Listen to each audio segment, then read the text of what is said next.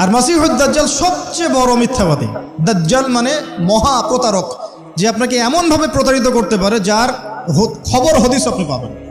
আমরা আস্তে আস্তে আসতেছি দাজ্জাল এবং তার সাথে বর্তমান সভ্যতার কি সম্পর্ক এবং সামনে কিভাবে সে বিশ্বটাকে শাসন করতে পারে, এবং এর সাথে বর্তমান জেরুজালেম ইস্যুটা খুব গভীরভাবে সম্পৃক্ত আছে। মনোযোগ একটু ধরে রাখতে হবে। দাজ্জাল কে? এটা ফেরেশতা নাকি জিন না মানুষ? কি এটাও একটা প্রশ্নের বিষয়। কিভাবে? দেখুন,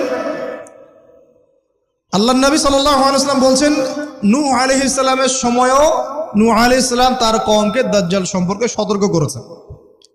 তার মানে পৃথিবীর সূচনা থেকে সে পৃথিবীতে ছিল এবং সে বের হবে শেষ জামানায়, এবং বের হয়ে সে তার অনুসারীদেরকে নিয়ে বিশ্বটাকে শাসন করবে। তার মানে অনেক লম্বা একটা হায়াত সে পেয়েছে। কোন জাতি এত লম্বা হায়াত পায় বলেন তো? কোন জাতি মানব জাতিকে এত লম্বা হায়াত পায়? এই একটা মিস্টেরিয়াস ক্যারেক্টার দাজ্জাল। সে কি? তারপরে দেখুন, নবী সাল্লাল্লাহু আলাইহি ওয়াসাল্লাম একটা হাদিসের মধ্যে বলেছেন যে তাকে ওই তামিম দারির ওই দ্বীপে বন্দী করে রাখা হয়েছে। আপনারা হাদিসে জানেন, অনেকে জানেন।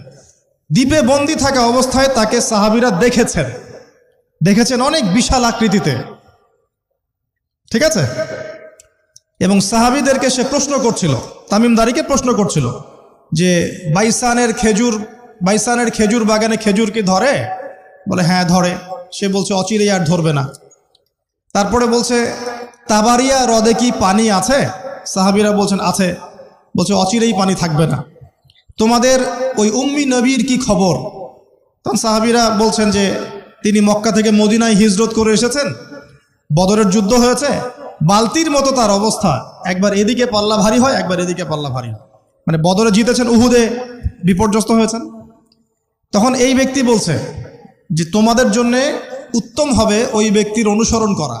দাজ্জাল এই কথা বলছে, তোমাদের জন্য উত্তম হবে ওই উম্মি নবীর অনুসরণ করা। তখন সাহাবীরা জিজ্ঞাসা করছেন আপনি কে? তো সে বলছে যে আমি হচ্ছি দাজ্জাল। আমাকে অচিরেই এখান থেকে মুক্ত হওয়ার অনুমতি দেয়া হবে, তখন আমি এই পৃথিবীটাকে শাসন করব। তো এখানে সাহাবীরা দেখে আসছেন, যারা দেখে আসছেন তারা পরে ইসলাম কবুল করেছেন। তখন তারা মুসলিম ছিলেন না, খ্রিস্টান ছিলেন। কথা বুঝতে পারছেন? তাহলে এখানে আমরা তাকে একটা বিশাল দেহি দেখলাম, শিকল দিয়ে বন্দী। আবার নবী সাল্লাল্লাহু আলাইহি ওয়াসাল্লাম একদিন মদিনার মধ্যে উমর রাদিয়াল্লাহু আনহুকে নিয়ে হাঁটছেন, সহিহ মুসলিমে আছে। খবর পাওয়া গেল যে মদিনায় একটা যুবক ছেলে আছে, ইহুদি মায়ের সন্তান একটা যুবক ছেলে, যার চুলগুলা কোকড়ানো, চোখটা একটু ফোলা, যার আলামতগুলা দাজ্জালের সাথে মিলে যাচ্ছে। তখন নবী সাল্লাল্লাহু আলাইহি ওয়াসাল্লাম ওমর ইবনুল খাত্তাবকে নিয়ে ওদের বাসায় গেলেন। দেখলেন খেজুর বাগানে সে বসে আছে। মনোযোগ দিন। এবার নবীজি গিয়ে বললেন যে তুমি কি দেখো? সেই ছেলেটা বলছে আমি আরশ দেখি। আরশ বোঝেন? সিংহাসন। কোথায় তোমার আরশ? সেই ছেলে বলছে পানির উপরে। কোথায়? পানির উপরে। নবীজি বলছেন তুমি তো তাহলে শয়তানকে দেখো। নবীজি বলছেন তুমি কি বিশ্বাস করো যে আমি শেষ নবী? সেই ছেলে বলছে আপনি কি বিশ্বাস করেন যে আমি নবী? কি বুঝতে পারছেন কথা আমার? নবীজি বলছেন তুমি কি বিশ্বাস করো যে আমি শেষ নবী? সেই ছেলে বলছে আপনি কি বিশ্বাস করেন যে আমি নবী? উমর রাদিয়াল্লাহু আনহু তরোয়ালের খাপ খোলা সারা। তিনি বললেন যে ইয়া রাসূলুল্লাহ অনুমতি দেন, এর গর্দানটাকে নামাই দিই, বেয়াদব, আপনার সাথে বেয়াদবি করছে। তখন নবী সাল্লাল্লাহু আলাইহি ওয়াসাল্লাম বললেন দাআহু ইয়া উমর, তাকে ছেড়ে দাও। যদি সে সত্যিকার অর্থেই দাজ্জাল হয়ে থাকে, তুমি উমর তাকে হত্যা করতে পারবে না। কেন হত্যা করতে পারবেন না? কারণ দাজ্জালের নিহত হওয়া লেখা আছে ঈসা আলাইহিস সালামের হাতে। কার হাতে? ঈসা আলাইহিস সালাম যখন আসবেন, এই প্যালেস্টাইনের বাবে লুদ নামক জায়গায় দাজ্জালকে মারা হবে। ঠিক আছে কথা? তাহলে ওমর তুমি তাকে হত্যা করতে পারবে না। আর যদি সে দাজ্জাল না হয়ে থাকে, নিরপরাধ মানুষকে হত্যা করে কোনো লাভ নাই। এখানে চান্স নেওয়া হলো 50-50। এক হাদিসে আপনি দেখছেন নবীজি বলছেন নূহ আলাইহিস সালাম তার কওমকে দাজ্জাল সম্পর্কে সতর্ক করেছেন। এক হাদিসে নবীজি বলছেন সে বের হলে 40 দিন বিশ্ব শাসন করবে। প্রথম দিন 1 বছর, দ্বিতীয় দিন 1 মাস, তৃতীয় দিন 1 সপ্তাহ। বাকি দিন আমাদের মতো। আরেক হাদিসে নবীজি বলছেন তামিম দাড়ি দেখে এসেছে তাকে কোথায়, দ্বীপে বন্দি অবস্থায়, সে ছাড়া পাবে অচিরেই। আবার এখানে নবী সাল্লাল্লাহু আলাইহি ওয়াসাল্লাম মদিনাতেই একটা যুবক ছেলেকে দাজ্জাল মনে করে ইনভেস্টিগেট করলেন। আপনার কাছে কি সাবজেক্টটা সহজ মনে হচ্ছে না কঠিন? খুব সহজ কি না কঠিন? চিন্তা করতে হবে কি হবে না? এতই জটিল একটা ক্যারেক্টার। শুধু তাই না, নবীজি আরো বলছেন সে যখন বের হবে, 4টা জায়গার কথা পাওয়া যাচ্ছে হাদিসে, 4টা জায়গা। কোত্থেকে বের হবে? এখানে কিন্তু নবীজি মদিনাতে তাকে খুঁজলেন, ইনভেস্টিগেট করলেন। আবার আরেকটা হাদিসে নবীজি বলেছেন সে যখন বের হবে শেষ জামানায়, তখন মক্কায় ঢুকতে পারবে না, মদিনায় ঢুকতে পারবে না। আপনারা হাদিসটা জানেন না? আলেমরা তো জানেন। মক্কাতেও ঢুকতে পারবে না, মদিনাতেও ঢুকতে পারবে না। খোলা তরোয়াল নিয়ে ফেরেশতারা দাঁড়িয়ে থাকবেন। আবার সেই নবী মুহাম্মদ সাল্লাল্লাহু আলাইহি ওয়াসাল্লাম মদিনাতে এই ছেলেটাকে দাজ্জাল ভাবছেন, ইনভেস্টিগেট করছেন। তার মানে তারা সতর্ক ছিলেন। এই ছেলের নাম ছিল ইবনে সাইয়্যিদ। কি নাম? ইবনে সাইয়্যিদ, নাম মনে রাখবেন। এও একটা বিস্ময়কর ক্যারেক্টার। আবার সেই নবী সাল্লাল্লাহু আলাইহি ওয়াসাল্লাম বলেছেন শেষ জামানাতে দাজ্জাল বের হবে খোরাসান থেকে। কোন জায়গা? খোরাসান। খোরাসান বলতে কোন জায়গা? এটা মূলত এর হার্ট হচ্ছে আফগানিস্তান, এর পাশে যে বেলুচিস্তান, এই যে উজবেকিস্তান, ইরানের কিছু অংশ, এই পুরো জায়গাটা, শুধু একটা দেশ না, পুরো জায়গাটা এর হার্ট হচ্ছে আফগানিস্তান। খোরাসান থেকে বের হবে। আরেক হাদিসে নবীজি বলছেন সে ইস্পাহান থেকে বের হবে। কোন জায়গা? ইস্পাহান।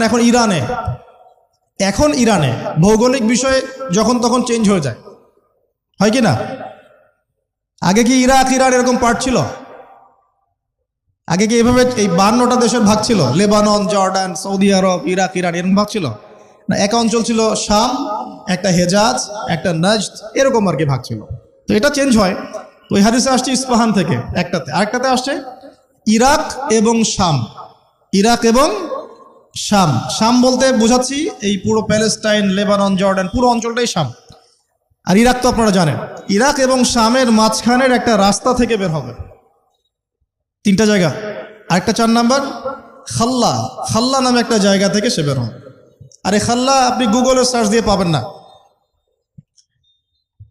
গুগলের সাথেও দাজ্জালের অনুসারীদের একটা সম্পর্ক আছে, আপনার ফেসবুকের সাথেও আছে, প্রযুক্তিগুলোর সাথেও আছে, নিউক্লিয়ার ওয়েপন্সের সাথেও আছে, বর্তমান ব্যাংকিং সিস্টেমের সাথেও আছে, এবং বর্তমান গ্লোবাল পলিটিক্যাল অ্যাফেয়ার্সের সাথেও দাজ্জালের অনুসারীদের সরাসরি সম্পৃক্ততা আছে।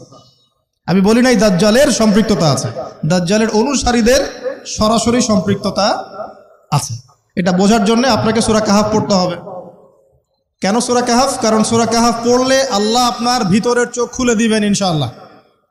এখন আপনার ভিতরের চোখ বন্ধ। কেন বন্ধ? বিকজ আপনি প্রত্যেক জুমায় সূরা কাহাফ পড়ছেন না।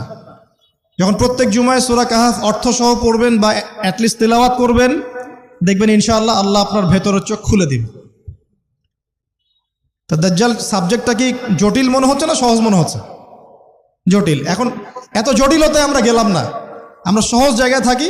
সহজ জায়গাটা হচ্ছে সে বিশ্বটাকে শাসন করবে, এবং ন্যায় বিচারের ভিত্তিতে শাসন করবে কি?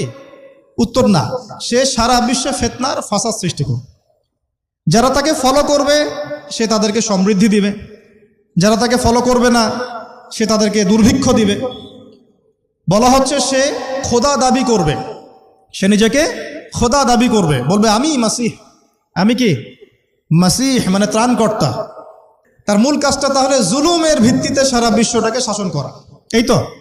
সে খোদা দাবি করবে, আপনি যদি মেনে নেন তাহলে তার জান্নাতে ঢুকবেন, যদি না মানেন তাহলে তার জাহান্নামে ঢুকবেন। তার জান্নাতে ঢোকা মানে হচ্ছে আসলে জাহান্নামে ঢোকা, আর তার জাহান্নামে ঢোকা মানে হচ্ছে আসলে জান্নাতে ঢোকা। যেমন একজন যুবক ছেলেকে সে পাবে রাস্তায়, যখন বের হবে ছেলেটাকে বলবে যে তুমি কি বিশ্বাস করো যে আমি আল্লাহ? সেই ছেলে বলবে যে না, আমি বিশ্বাস করি না। সেই ছেলেটাকে শুইয়ে দিয়ে করাত দিয়ে তাকে দুই ভাগ করবে, এটা হাদিসে আসছে। 2 ভাগ করে দেহের 2টা অংশ 2 দিকে ছুঁড়ে মারবে, এবং সে শক্তিশালী হবে, অনেক ফিজিক্যালি অনেক শক্তিশালী, অনুসারীদের দিক থেকে অনেক শক্তিশালী, পৃথিবীর সব নিয়ন্ত্রণ তার হাতে, ঠিক আছে? তার কাছে প্রযুক্তি, তার কাছে অনেক কিছু, মানে সবচেয়ে বড় ফিতনা, মানে সবচেয়ে বেশি শক্তিশালী।